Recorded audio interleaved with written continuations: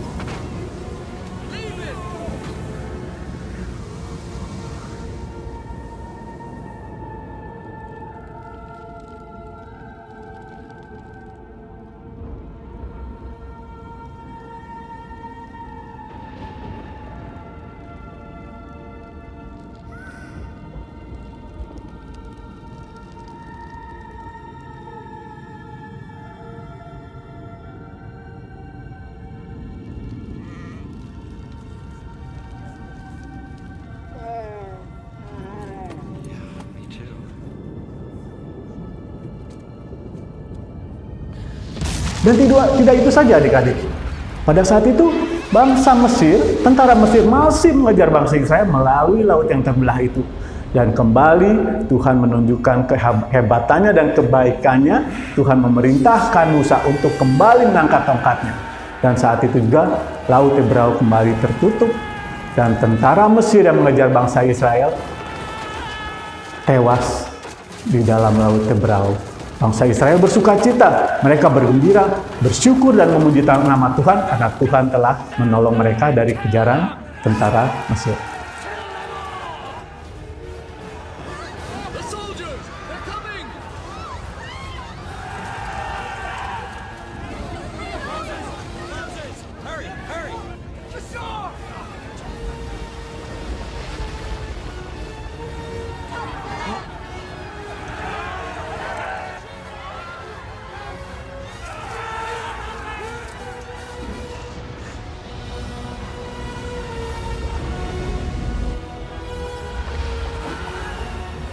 Nah adik-adik, penulis kitab Mazmur mengajak kita untuk selalu bersyukur dan bersukacita untuk segala kebaikan yang Tuhan berikan kepada kita sepanjang kehidupan kita. Tadi loh, yang Kak Riko udah sebutin di awal-awal, banyak ya kebaikan Tuhan kepada kita.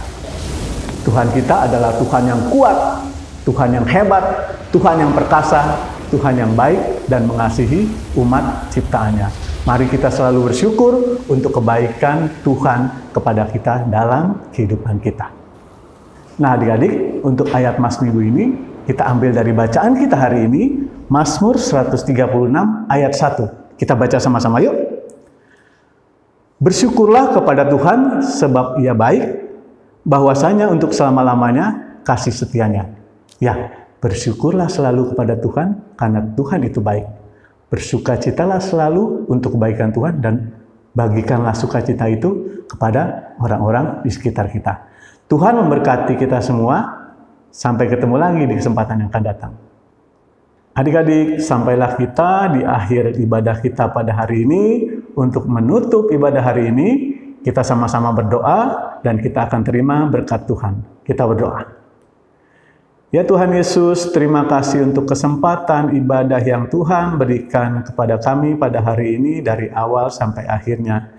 Biarlah ini dapat menjadi sukacita bagi kami, dan setelah ibadah ini kiranya kasih karunia dan damai sejahtera dari Allah Bapa, dari Tuhan Yesus Kristus, dan persekutuan dengan Roh Kudus, menyertai adik-adik, menyertai kakak layan, menyertai orang tua, mama, papa, oma, opa, dari sekarang sampai selama-lamanya.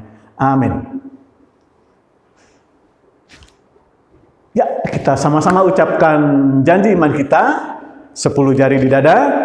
Kita ucapkan sama-sama, 1, 2, 3. Tuhan Yesus sekali-kali tidak akan meninggalkan Kariko. Kariko sekali-kali tidak akan meninggalkan Tuhan Yesus. Sampai ketemu lagi, selamat hari Minggu semuanya.